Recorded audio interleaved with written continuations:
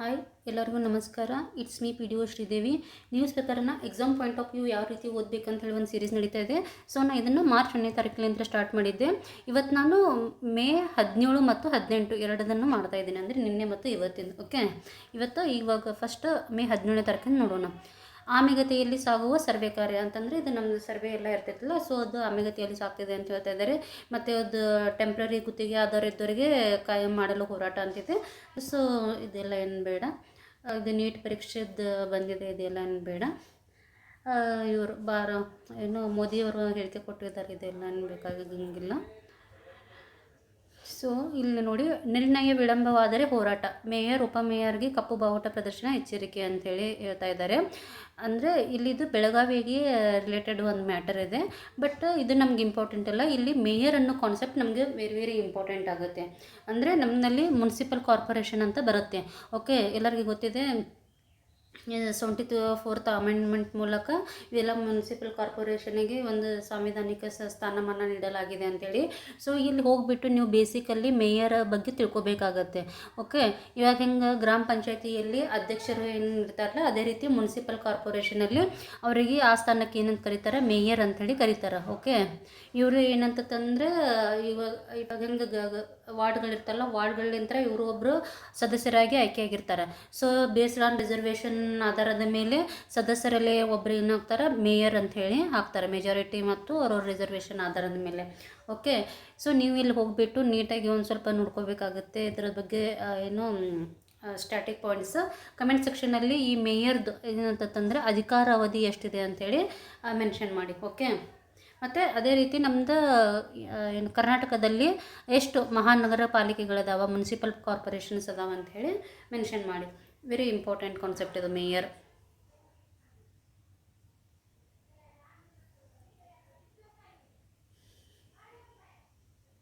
So ಇಲ್ಲಿ ನೋಡಿ, ಇವರು ನಮ್ಮದು ಪ್ರಧಾನಮಂತ್ರಿಯವರು ಎಲ್ಲಿ ನೆದರ್ಲ್ಯಾಂಡಿಗೆ ವಿಸಿಟ್ ಕೊಟ್ಟಿದ್ರಲ್ಲ. ಸೊ ಈ ರೀತಿ ವಿಸಿಟ್ ಆದಾಗ ಒಂದು ಸ್ವಲ್ಪ ಇಂಪಾರ್ಟೆಂಟ್ ಮೂವ್ಸ್ ಆಗ್ತಾವೆ. ಇಲ್ಲಿ ಏನಾಗಿದೆ ಅಂತಂದರೆ, ನೆದರ್ಲ್ಯಾಂಡ್ಸಲ್ಲಿ ಚೋಳರ ಕಾಲದಲ್ಲಿಗೆ ಸಂಬಂಧಪಟ್ಟಂತಹ ಕೆಲವು ವಸ್ತುಗಳನ್ನು, ದಾಖಲೆಗಳನ್ನು ಭಾರತಕ್ಕೆ ಹಸ್ತಾಂತರ ಮಾಡಲಾಗಿದೆ ಅಂತೇಳಿ ಬಂದಿದೆ. ಸೊ ಇಲ್ಲಿ ನಮಗೆ exam point of view Cholas very important ಆಗ್ತಾರೆ. ನೀವು ಹೋಗಿ ಒಂದು ಸ್ವಲ್ಪ ನೀಟಾಗಿ ಓದ್ಕೋಬೇಕಾಗುತ್ತೆ. ಈ ಚೋಳ ಮನೆತನದ ಸ್ಥಾಪಕ ಯಾರು, ವಿಜಯಾಲ ಚೋಳ ಅಂತೇಳಿ ಬರ್ತಾನೆ. ಇವ್ರದ್ದು ಎಲ್ಲ ತಂಜಾವೂರದಲ್ಲಿ ಬೃಹದೇಶ್ವರ ದೇವಾಲಯವನ್ನು ಕಟ್ಟಿಸಿದ್ದಾರೆ. ಅದನ್ನು ಕಟ್ಟಿಸಿದವ್ರು ಯಾರು ಅಂತೇಳಿ ಕಮೆಂಟ್ ಸೆಕ್ಷನಲ್ಲಿ ಮೆನ್ಷನ್ ಮಾಡಿ. ಮತ್ತು ನಟರಾಜ ವಿಗ್ರಹ ಕಂಡು ಬರುತ್ತೆ. ಹೋಗಿ ಇವ್ರದ್ದು ಒಂದು ಸ್ವಲ್ಪ ಏನಂತಂದರೆ, ಮತ್ತು ಇನ್ನೊಂದು ಇದು ನಮ್ಮದು ಲೋಕಲ್ ಸೆಲ್ಫ್ ಗೌರ್ಮೆಂಟದ್ದು ಇಲ್ಲಿ ಚೋಳರ ಕಾಲದಲ್ಲಿ ಏನಂತಂದರೆ ಕಂಡು ಬಂದೈತಿ. ಹೋಗಿ ಒಂದು ಸ್ವಲ್ಪ ನೀಟಾಗಿ ಚೋಳರ ಬಗ್ಗೆ ಓದ್ಕೊಳ್ಳಿ. ಇದು ನಮ್ಮದು HYT ಅವರು ಚೋಳರು. ಓಕೆ,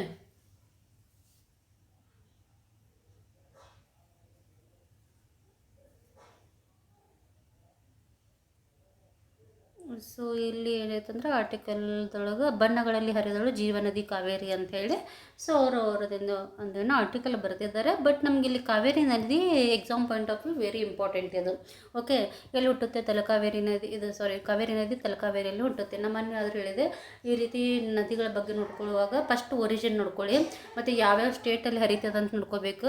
ಆಮೇಲೆ ಅದರ ಟ್ರಿಬ್ಯೂಟರೀಸ್ ಯಾವುದಂತ ನೋಡ್ಕೋಬೇಕು. ಆಮೇಲೆ ಯಾವುದಾದ್ರೂ ಪ್ರಮುಖವಾದ ಪಿಲಿಗ್ರಿಮೇಜ್ ಸೆಂಟರ್ ಕಂಡು ಬರ್ತಾವೆ ಅಂತ ನೋಡಬೇಕು. ಆಮೇಲೆ ನೆಕ್ಸ್ಟ್ ಏನಂತಂದರೆ ಯಾವ ಡ್ಯಾಮ್ಗಳನ್ನು ಕಟ್ಟಿದ್ದಾರೆ ಅಂತ ನೋಡ್ಕೋಬೇಕಾಗತ್ತೆ. ಮತ್ತು ಇದು ನಮ್ಮದು ಕಾವೇರಿ ನದಿ 3 ದ್ವೀಪಗಳನ್ನು ಉಂಟು ಮಾಡೈತಿ. ಅವು ಯಾವ ಅಂಥೇಳಿ ಕಮೆಂಟ್ ಸೆಕ್ಷನಲ್ಲಿ ಮೆನ್ಷನ್ ಮಾಡಿ. ಹೋಗಿ ನೀಟಾಗಿ ಕಾವೇರಿ ನದಿ ಬಗ್ಗೆ ಓದ್ಕೊಳ್ಳಿ. ಓಕೆ, ಸಂಡೇದು ಇಲ್ಲಿಗೆ ಮುಕ್ತಾಯ ಆಯಿತು. ಇವಾಗ ಇವತ್ತಿನ ನೋಡೋಣ, ಮೇ 18ನೇ ತಾರೀಕಿಂದ. ಭಾರತ ಡಚ್ 17 ಒಪ್ಪಂದಕ್ಕೆ ಸಹಿ. ಅಂದರೆ ಇತ್ತೀಚೆಗೆ ಏನಂತಂದರೆ ಮೋದಿಜಿಯವರು ನೆದರ್ಲ್ಯಾಂಡಿಗೆ ಭೇಟಿ ಮಾಡಿದಾರಲ್ಲ, ಆಬ್ವಿಯಸ್ಲಿ ಹೋದಾಗ ಕೆಲವಷ್ಟು ಒಪ್ಪಂದಗಳಿಗೆ ಸಹಿ ಆಗ್ತಾವೆ. ಇಲ್ಲಿ ನಮ್ದು ಎಕ್ಸಾಮ್ ಪಾಯಿಂಟ್ ಆಫ್ ವ್ಯೂ ನೀವು ನಮಗೆ ಡಚ್ಚರು ಇಂಪಾರ್ಟೆಂಟ್ ಆಗ್ತಾರೆ ಹಿಸ್ಟ್ರಿ ಒಳಗೆ. ಹೋಗಿ ನೀಟಾಗಿ ಒಂದು ಸ್ವಲ್ಪ ಡಚ್ಚರ್ ಬಗ್ಗೆ ಓದ್ಕೊಳ್ಳಿ ಹಿಸ್ಟ್ರಿಯೊಳಗೆ. ಮತ್ತು ಇಲ್ಲೊಂದು ಪಾಯಿಂಟ್ಸ್ ತಿಳ್ಕೊಳ್ಳಿ. ಇದು ರಾಬ್ ಜೆಟ್ನೆನ್, ಇವ್ರು ಏನಂತಂದ್ರೆ ನೆದರ್ಲ್ಯಾಂಡಿನ ಪ್ರಧಾನಮಂತ್ರಿ ಅಂತೇಳಿ ಗೊತ್ತಿರಲಿ. ಓಕೆ, ಇದು ನೋಡಿ, ಸುಪ್ರೀಂ ನ್ಯಾಯಮೂರ್ತಿ ಸಂಖ್ಯೆ 38ಕ್ಕೆ ಸುಗ್ರೀವಾಜ್ಞೆ ಅಂಥೇಳಿ ಹೇಳ್ತಾ ಇದ್ದಾರೆ. ಅಂದರೆ ಈ ಒಂದು ನ್ಯಾಯಮೂರ್ತಿಗಳ ಸಂಖ್ಯೆಯನ್ನು 38ಕ್ಕೆ ಏರಿಸಿ ಏನಂತಂದರೆ ಒಂದು ಸುಗ್ರೀವಾಜ್ಞೆಯನ್ನು ಹೊರಡಿಸಿದ್ದಾರೆ. ಇಲ್ಲಿ ಸುಗ್ರೀವಾಜ್ಞೆ ಅನ್ನೋ ಕಾನ್ಸೆಪ್ಟ್ ವೆರಿ ಇಂಪಾರ್ಟೆಂಟ್. ಪೊಲಿಟಿ ಸೆಕ್ಷನಲ್ಲಿ ಬರುತ್ತೆ. ಆರ್ಟಿಕಲ್ 1, 2, 3 ಅಡಿ ಏನಂತಂದರೆ ನಮ್ದು ಪ್ರೆಸಿಡೆಂಟು ಸುಗ್ರೀವಾಜ್ಞೆಯನ್ನು ಹೊಡಿಸ್ತಾರೆ. ಯಾವಾಗ ಹೊಡಿಸ್ತಾರತ್ತಂದ್ರೆ ಪಾರ್ಲಿಮೆಂಟಿದ್ದು ಎರಡು ಏನೋ ಹೌಸಸ್ ಅದು ಸೆಷನಲ್ಲಿ ಇರಬಾರ್ದು ಒಂದು ಕೂಡ, ಅವಾಗ ಏನಂತಂದ್ರೆ ಹೊಡಿಸ್ತಾರೆ. ಮತ್ತು ಆ ಆರ್ಡಿನೆನ್ಸ್ ಹೊಡೆದು 6 ತಿಂಗಳ ಒಳಗಾಗಿ ಸೆಷನ್ ನಡಿಬೇಕಾಗತ್ತೆ. ಓಕೆ, ಹೋಗಿ ನೀಟಾಗಿ ಏನಂತಂದರೆ ಆರ್ಡಿನೆನ್ಸ್ ಬಗ್ಗೆ ಓದ್ಕೊಳ್ಳಿ. ಕಮೆಂಟ್ ಸೆಕ್ಷನಲ್ಲಿ ಈ ಸುಗ್ರೀವಾಜ್ಞೆ ಆಯಿತು, ಇದು 6 ತಿಂಗಳೊಳಗೆ ಸೆಕ್ಷನ್ ಏನು ಸಂಸತ್ನಲ್ಲಿ ಸೆಷನ್ ಮಾಡಬೇಕಂತ ಹೇಳ್ತಾನೆ. ಈ ಸೆಷನ್ ಸ್ಟಾರ್ಟ್ ಆದ ಎಷ್ಟು ದಿನಗಳ ಒಳಗಾಗಿ ಈ ಸುಗ್ರೀವಾಜ್ಞೆಗೆ ಅನುಮೋದನೆ ಪಡಿಬೇಕು ಅಂತ ಹೇಳಿ ಒಂದು ಲಿಮಿಟ್ ಇದೆ, ಟೈಮ್ ಲಿಮಿಟ್ ಇದೆ. ಅದನ್ನು ಕಮೆಂಟ್ ಸೆಕ್ಷನಲ್ಲಿ ಮೆನ್ಷನ್ ಮಾಡಿ. ಓಕೆ, ಇಂಪಾರ್ಟೆಂಟ್ ಕಾನ್ಸೆಪ್ಟ್ ಇದು. ನೋಡಿ, ಇಲ್ಲಿ ಕೇರಳದಲ್ಲಿ ಸತೀಶನವರು ಪ್ರಮಾಣ ವಚನ ಸ್ವೀಕಾರ ಮಾಡ್ತಾ ಇದ್ದಾರೆ. ಒನ್ಸ್ ಈ ನಮ್ಮಲ್ಲಿ ಇಲ್ಲಿ ರೀಸೆಂಟಾಗಿ ಎಲೆಕ್ಷನ್ ಆಗಿದ್ದಾವಲ್ಲ, ಯಾರ್ಯಾರು ಚೀಫ್ ಮಿನಿಸ್ಟರ್ ಆಗಿದ್ದಾರೆ ಅಂತ ಹೇಳಿ ನೋಡ್ಕೊಳ್ಳಿ. ಆಹಾರ ಬಣ್ಣಕ್ಕೆ ಇಲ್ಲ ಕಡಿವಾಣ ಅಂತೇಳಿ ಬಂದಿದೆ. ಬಟ್ ಅದೇ ಇಲ್ಲ, ಫುಡ್ಡಲ್ಲಿ ಎಲ್ಲ ಗೋಬಿ ಮಂಚೂರು ಅಲ್ಲಿ ಇಲ್ಲಿ ಎಲ್ಲ ಕಲರ್ ಹಾಕ್ತಾರೆ, ಅದು ಎಲ್ಲ ನಮ್ಮ ಹೆಲ್ತಿಗೆ ಎಫೆಕ್ಟ್ ಆಗುತ್ತೆ ಅಂಥೇಳಿ ಆಬ್ವಿಯಸ್ಲಿ ಎಲ್ಲರಿಗೂ ಗೊತ್ತಿದೆ. ಸೊ ಇತ್ತೀಚೆಗೆ ಅಂತೂ ಅದು ಯಾವುದು ಇದು ಬಾಂಬೆ ಮಿಠಾಯಿ ಅಂತಂದರೆ ಕ್ಯಾಂಟನ್ ಕಾಡಿಯನ್ನು ನಿಷೇಧ ಮಾಡಿದ್ದಾರೆ. ಮತ್ತು ಇದು ರೋಡಮೈನ್ ಬಿ ಎಂಬ ಏನು ಬಣ್ಣ ಬಳಕೆ ಮಾಡುತ್ತಿರುವುದು ಪ್ರಯೋಗಾಲಯದ ಅಂದರೆ ಈ ನಮ್ಮದು ಗೋಬಿ ಮಂಚೂರಿ ಮತ್ತು ಕ್ಯಾಟನ್ ಕ್ಯಾಂಡಿ ಒಳಗೆ ರೋಡಮೈನ್ ಬಿ ಅಂತೇಳಿ ಯೂಸ್ ಮಾಡ್ತಿದ್ರು. ಇದು ನಮ್ಮದು ಕ್ಯಾನ್ಸರ್ ಕಾರಕ. ಸೊ ಇದನ್ನೆಲ್ಲ ನಿಷೇಧ ಮಾಡಲಾಗಿದೆ ಅಂಥೇಳಿ ಹೇಳ್ತಾ ಇದ್ದಾರೆ. ಈ 1-2 ಪಾಯಿಂಟ್ಸ್ ಇಂಪಾರ್ಟೆಂಟ್ ಆಗ್ತವೆ. ಇದು ನೋಡಿ, ಲಕ್ಕುಂಡಿ ಏನಂತಂದ್ರೆ ಆಲ್ಮೋಸ್ಟ್ ನ್ಯೂಸಲ್ಲಿದೆ. ಹೋಗಿ ನೀವು ಲಕ್ಕುಂಡಿಯನ್ನು ಓದಬೇಕಾಗತ್ತೆ. ಯಾಕಂದರೆ ಈಗ ಏನು ಹೇಳ್ತಾ ಇದ್ದಾರೆ ಅಂತಂದರೆ ನಮ್ಮದು ಸ್ಟೇಟ್ ಗೌರ್ಮೆಂಟ್ ಲಕ್ಕುಂಡಿಯನ್ನು ನಮ್ಮದು ವರ್ಲ್ಡ್ ಹೆರಿಟೇಜ್ ಸೈಟ್ಸ್ ಅದರೊಳಗೆ ಸೇರಿಸಿ ಅದೊಂದು ವರ್ಲ್ಡ್ ಹೆರಿಟೇಜ್ ಸೈಟ್ ಮಾಡಲಿಕ್ಕೆ ನಾವು ನಿರ್ಧಾರ ಮಾಡಿದ್ದೇವೆ ಅಂತ ಹೇಳ್ತಾ ಇದ್ದಾರೆ. ಹೋಗಿ ನೀಟಾಗಿ ಲಕ್ಕುಂಡಿಯನ್ನು ಓದ್ಕೊಳ್ಳಿ. ಮತ್ತು ಇಲ್ಲಿ ಯಾರ್ಯಾರದ್ದು ಒಂದು ಆಳ್ವಿಕೆಗೆ ಈ ಲಕ್ಕುಂಡಿ ಒಳಪಟ್ಟಿತ್ತು, ಮತ್ತು ಯಾವ್ಯಾವ ಧರ್ಮಗಳಿಗೆ ಇಲ್ಲಿ ಮಾನ್ಯತೆ ಏನು ಸಿಕ್ಕಿತ್ತು. ಫಾರ್ ಎಕ್ಸಾಂಪಲ್ ಜೈನಿಸಮ್ ಕೂಡ ಫ್ಲರಿಶಿಂಗ್ ಸ್ಟೇಟ್ ಒಳಗಿತ್ತಿಲ್ಲಿ. ಓಕೆ, ಮತ್ತು ಇದು ಪಾರಂಪರಿಕ ತಾಣ ಅಂಥೇಳಿ ಗುರುತು ಮಾಡಬೇಕಂತಂದರೆ ಏನು ಕ್ರೈಟೀರಿಯಾ ಇರಬೇಕಂತೇಳಿ ಕೂಡ ನೋಡ್ಕೊಳ್ಳಿ. ವೆರಿ ವೆರಿ ಇಂಪಾರ್ಟೆಂಟ್ ಇದು ಕಾನ್ಸೆಪ್ಟ್.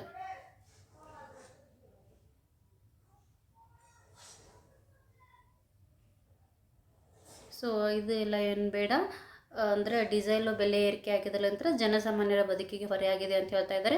ಯಾರು PSI ಎಕ್ಸಾಮಿಗೆ ಪ್ರಿಪ್ರೇಷನ್ ಮಾಡ್ತಿರ್ತಿರಲ್ಲ, ಇದು ಒಂದು ನೀಟಾಗಿ ಓದ್ಕೊಂಡು ಆರ್ಟಿಕಲ್ 1/4 ಮಾಡಿ, ನಿಮಗೆ ಅದು ಹೆಲ್ಪ್ ಆಗುತ್ತೆ. ಸೊ ಇದು ಎಲ್ಲ ಏನು ಬೇಡ. ಸೊ ಭಾರತ UAE ಒಪ್ಪಂದ ಇಂಧನ ಭದ್ರತಾ ಖಾತರಿ ಅಂತೇಳಿ ಬಂದಿದೆ article. So exam point of view ಇಲ್ಲಿ ನನಗಿದು ಅಂದರೆ ಮೇನ್ಸಲ್ಲಿ ಏನಾದ್ರೂ ಒಂದು ಸ್ವಲ್ಪ ಇದಾಗುತ್ತೆ ಇದು. ಓಕೆ, ಅಷ್ಟು ಪರ್ಟಿಕ್ಯುಲರಾಗಿ ನೋಡೋಣ. ಅದು ನೆಕ್ಸ್ಟ್ ಕ್ಲಾಸಲ್ಲಿ ಏನಾದರೂ ಆ ರೀತಿ ಅನಿಸಿದ್ರೆ ನಾನು ಹೇಳ್ತೀನಿ ನಿಮಗೆ. ಇದು ಒಂದು ಏನೂ ಇದೆ, ಎಕ್ಸ್ಲಾಪ್ ಸೂಪರ್ ಕಂಪ್ಯೂಟಿಂಗ್ ಕ್ಲಸ್ಟರ್ ಸ್ಥಾಪನೆ ಮಾಡ್ತೇವೆ ಅಂಥೇಳಿ. ಏನಾದರೂ ಹಂಗೆ ಹೈ ಈಲ್ಡಿಂಗ್ ಅನಿಸಿದ್ರೆ ನಾನು ನಿಮಗೆ ಮೆನ್ಷನ್ ಮಾಡ್ತೀನಿ. ಸೊ ಇಲ್ಲಿ ನೋಡಿ, ಎಬೋಲಾ ಸೋಂಕು ಆರೋಗ್ಯ ತುರ್ತು ಅಂತಂದರೆ ಇದು ಹೆಲ್ತ್ ಎಮರ್ಜೆನ್ಸಿಯನ್ನು ಘೋಷಣೆ ಮಾಡ್ತಾರೆ. ಯಾರು? World health ಆರ್ಗನೈಜೇಷನ್ದವರು. ಸೊ ಇತ್ತೀಚೆಗೆ ಇಲ್ಲಿ ಕಾಂಗೋ ಮತ್ತು ನೆರೆಯ ಉಗಾಂಡದಲ್ಲಿ ಹರಡುತ್ತಿರುವ ಎಬೋಲಾ ವೈರಾಣು ಸೋಂಕು ಸಾರ್ವಜನಿಕ ಆರೋಗ್ಯ ತುರ್ತು ಎಂದು ವಿಶ್ವ ಆರೋಗ್ಯ ಸಂಸ್ಥೆ ಅವರು ಹೇಳಿದ್ದಾರೆ ಅಂತ ಹೇಳ್ತಾ ಇದ್ದಾರೆ. ಸೊ ಇಲ್ಲಿ ಮೆಡಿಕಲ್ ಇದು ಒಂದು ಅಂದರೆ ಹೆಲ್ತ್ ಎಮರ್ಜೆನ್ಸಿಯನ್ನು ಯಾವಾಗ ಘೋಷಣೆ ಮಾಡ್ತಾರೆ ಅಂತ ಗೊತ್ತಿರಬೇಕು. ಮತ್ತು ಈ ಎಬೋಲಾ ಸೋಂಕು ಅನ್ನೋದು ವೆರಿ ವೆರಿ ಇಂಪಾರ್ಟೆಂಟ್ ಇದು. ಓಕೆ, ಇದು ಯಾವ ರೀತಿ ಒಂದು ಸ್ವಲ್ಪ ಹೋಗಿ ಬೇಸಿಕ್ಕಾಗಿ ನೋಡ್ಕೊಳ್ಳಿ ಇದರದ ಬಗ್ಗೆ. ಮತ್ತು ಏನಂತಂದರೆ ಇದು ಹೇಗೆ ಹರಡುತ್ತದೆ ಅಂತೇಳಿ ಕಮೆಂಟ್ ಸೆಕ್ಷನಲ್ಲಿ ಮೆನ್ಷನ್ ಮಾಡಿ. ಓಕೆ,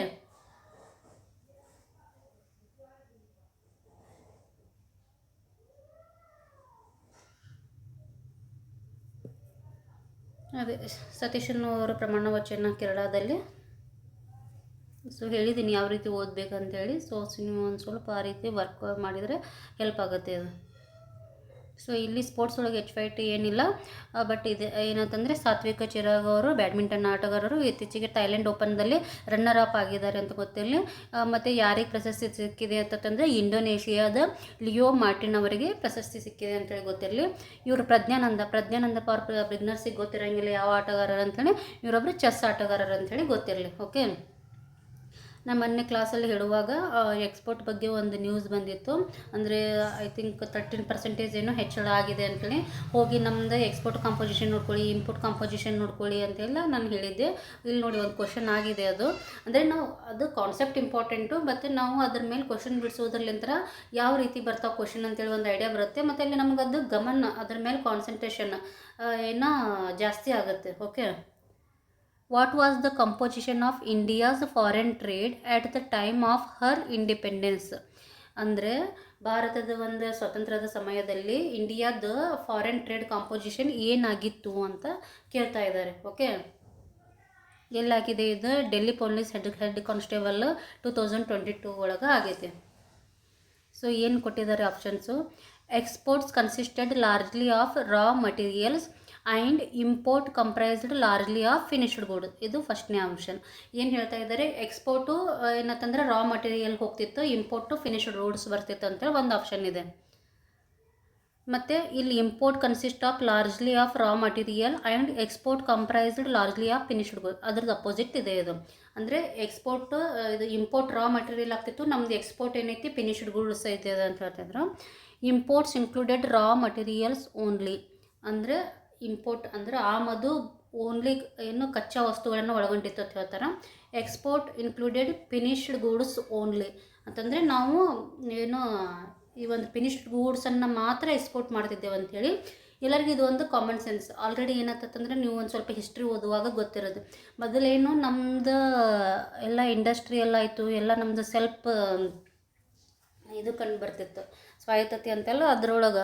ಬಟ್ ಏನು ಮಾಡಿದರು, ಬ್ರಿಟಿಷರು ಬಂದ ಮೇಲೆ ನಮ್ಮದೆಲ್ಲ ಎಕನಾಮಿಕ್ ಪಾಲಿಸಿ ಚೇಂಜ್ ಆಯಿತು. ಸೊ ಅದು ಯಾವ ರೀತಿ ಎಫೆಕ್ಟ್ ಆಯಿತು ಅಂಥೇಳಿ ಎಲ್ಲರಿಗೂ ಗೊತ್ತಿರುತ್ತೆ. ಇಲ್ಲಿ ಏನಾಗಿತ್ತು, ಇಂಡಿಯಾವನ್ನು ಅವ್ರು ಏನು ಮಾಡಿದರು ಅಂತಂದ್ರೆ ಕಚ್ಚಾ ಸಾಮಗ್ರಿಗಳನ್ನು ಸರಕು ಮಾಡುವಂತಹ ಒಂದು ದೇಶವನ್ನಾಗಿ ಏನತ್ತಂದರೆ ಮಾರ್ಪಾಡು ಮಾಡಿದರು. ಇದು ಎಕನಾಮಿಕ್ ಪಾಲಿಸಿದು ಎಫೆಕ್ಟ್ ಆಯಿತು. ಅವರು ಇಂಡಸ್ಟ್ರೀಸಲೈಸೇಷನ್ಗೆ ಅವ್ರು ಒತ್ತು ಕೊಡಲಿಲ್ಲ. ಮತ್ತು ಓಕೆ, ಮತ್ತು ಅಲ್ಲಿರುವಂತಹ ಫಿನಿಶ್ಡ್ ಗೂಡ್ಸನ್ನು ಏನು ವಾಪಸ್ ಏನಂತಂದರೆ ಇಂಪೋರ್ಟ್ ಮಾಡ್ಕೊಳ್ಳಲಾಗ್ತಿತ್ತು. ಹೀಗಾಗಿ ಇದು exports consisted largely of raw material, ಇದು ಕರೆಕ್ಟ್ ಇದೆ. ನಾವು ಏನು ಕಚ್ಚಾ ವಸ್ತುಗಳ ಒಂದು ಏನು ರಫ್ತು ಮಾಡುವ ದೇಶವಾಗಿ ಇಂಡಿಯಾ ಮಾರ್ಪಟ್ಟಿತ್ತು ಏನು at the time of independence ಒಳಗೆ. ಮತ್ತು ನಾವು ಇಂಪೋರ್ಟ್ ಏನು ಮಾಡ್ಕೊತಿದ್ದೀವಿ ಅಂತಂದ್ರೆ ಫಿನಿಶ್ಡ್ ಗುಡ್. ಇದು ಏನಂತಂದ್ರೆ ರೈಟ್ ಆನ್ಸರ್. ಸೊ ಇದರಲ್ಲಿಂತ ಏನಂತಂದರೆ ಈ ಒಂದು ಎಕ್ಸ್ಪೋರ್ಟು ಇಂಪೋರ್ಟು ಕಾಂಪೋಸಿಷನ್ ಇಂಪಾರ್ಟೆಂಟ್. ಹೋಗಿ ನೀಟಾಗಿ ಓದಬೇಕು ಅನ್ನೋ ಉದ್ದೇಶದಿಂದ ನಾನು ಇದನ್ನು ಹೇಳ್ತಾ ಇದ್ದೀನಿ. ಓಕೆ, ಯಾರು ಕ್ಲಾಸ್ ನೋಡ್ತಾ ಇದ್ದಿರಲ್ಲ ದಯವಿಟ್ಟು ಡೈಲಿಗೆ ನೋಡಿ ಇದನ್ನು. ನೀವು ಒಂದಿನ ನೋಡೋದು ಇನ್ನೊಂದು ದಿನ ಬಿಡೋದ್ರಲ್ಲಿಂತ್ರ ಯೂಸ್ ಆಗಂಗಿಲ್ಲ. ನೀವು ನನ್ನ ಕ್ಲಾಸೇ ನೋಡಿ, ಅರ್ಧೇ ಕ್ಲಾಸ್ ನೋಡಿ, ಬಟ್ ಅದನ್ನು ಒಂದು ಫಾಲೋ ಅಪ್ ಮಾಡಿ ನೀವು ಡೈಲಿ. ಇಲ್ಲ ಡೈಲಿ ಏನಾಗ್ತಂದ್ರೆ ಅವ್ರೊಮ್ಮೆ ನೋಡೋದು ಇವ್ರದನ್ನು ನೋಡೋದು ಮಾಡೋದ್ರಲ್ಲಿಂತ್ರ ಏನು ಯೂಸ್ ಆಗಂಗಿಲ್ಲ ನಿಮಗೆ. ಮತ್ತು ನಾವು ಏನು ಹೇಳ್ತೀನಲ್ಲ, ಈಗ ಸ್ಟ್ಯಾಟಿಕ್ಸ್ ಸಬ್ಜೆಕ್ಟನ್ನು ಹೋಗಿ ನೀಟಾಗಿ ಹೋಗಿ ಅದರದ ಮೇಲೆ ವರ್ಕ್ ಮಾಡಿ ನಿಮ್ಮದೇ ಆದಂಥ ನೋಟ್ಸ್ ಮಾಡ್ಕೊಳ್ಳಿ. ನಾವು ಹೇಳೋದೆಲ್ಲ ಹೈ ಇಲ್ಡಿಂಗ್ ಟಾಪಿಕ್ಕು. ಆಲ್ರೆಡಿ ಏನಂತಂದ್ರೆ ಆ ಟಾಪಿಕ್ಸ್ ಮೇಲೆ ಏನಂತಂದರೆ ಕ್ವಶನ್ಸ್ ಆಗಿದೆ. ಸೊ ಆ ಕ್ವಶನ್ಸ್ ಆಗಿದೆ ಅಂತೇಳಿ ಹೈ ಇಲ್ಡಿಂಗ್ ಟಾಪಿಕ್ಕು. ಸೊ ಕೆಲವು ಚೆನ್ನಾಗಿ ಬರ್ತೈತೆ. ಏನಂತಂದ್ರೆ ಆಲ್ರೆಡಿ ಎಕನಾಮಿಕ್ ಸೆಕ್ಷನಲ್ಲಿ ರಫ್ತು ಕೊಟ್ಟಿರ್ತಾರೆ ಮೇಡಮ್, ನೀವೇನು ಹೇಳೋದು. ಬಟ್ ಯಾವಾಗಲೂ ಹ್ಯೂಮನ್ ಟೆಂಡೆನ್ಸಿ ಏನಿರುತ್ತಂತಂದರೆ ಯಾವ್ದು ಇಂಪಾರ್ಟೆಂಟ್ ಅಂತಂದರೆ ಅಲ್ಲಿ ನಮ್ಮದು ಮೈಂಡ್ ಇದು ಆಗುತ್ತೆ, ಏನು ಆ್ಯಕ್ಟಿವ್ ಆಗುತ್ತೆ. ಅದು ಆ್ಯಕ್ಟಿವ್ ಆಗಿಬಿಟ್ಟು ಅಲ್ಲಿ ಹೋಗಿ ವರ್ಕ್ ಮಾಡಿದಾಗ ಅದು ನಮ್ಮ ಮೈಂಡಲ್ಲಿ ಫಿಕ್ಸ್ ಆಗುತ್ತೆ. ಆ ಒಂದು ದೃಷ್ಟಿಲಿಂದ ಏನಂತಂದರೆ ಹೇಳ್ತಾ ಇದ್ದೀನಿ. ಸೊ ಕರೆಂಟ್ ಅಫೇರ್ಸ್ ಬೇರೆ, ಸ್ಟ್ಯಾಟಿಕ್ ಬೇರೆ ಅಂತ ಇರೋಂಗಿಲ್ಲ. ಇದು ಇಂಟಿಗ್ರೇಟೆಡ್ ಅಪ್ರೋಚ್ಲಿಂದ ಓದಿದರೆ ಮಾತ್ರ ನಿಮಗಿದು ಹೆಲ್ಪ್ ಆಗುತ್ತೆ. ಇವತ್ತು ಏನೇನಂತಂದ್ರೆ ಒಂದು 7-8 ಏನಂತಂದರೆ ಇಂಪಾರ್ಟೆಂಟ್ ಟಾಪಿಕ್ಸ್ ಬಂದು ಎಬೋಲಾ ಬಂದಿದೆ, ಮೇಯರ್ ಬಂದಿದೆ, ಮತ್ತು ಇನ್ನೊಂದು 4-5 ಯಾವುದಾದ್ರು ಪಾಯಿಂಟ್ಸ್ ಹೇಳಿದ್ದೇನೆ. ಹೋಗಿ ನೀಟಾಗಿ ಓದ್ಕೊಳ್ಳಿ ಮತ್ತು ಎಲ್ಲರೂ ಒಂದು ಸ್ವಲ್ಪ ಆನ್ಸರ್ ಮಾಡಲಿಕ್ಕೆ ಟ್ರೈ ಮಾಡಿ. Okay, thank you one and all.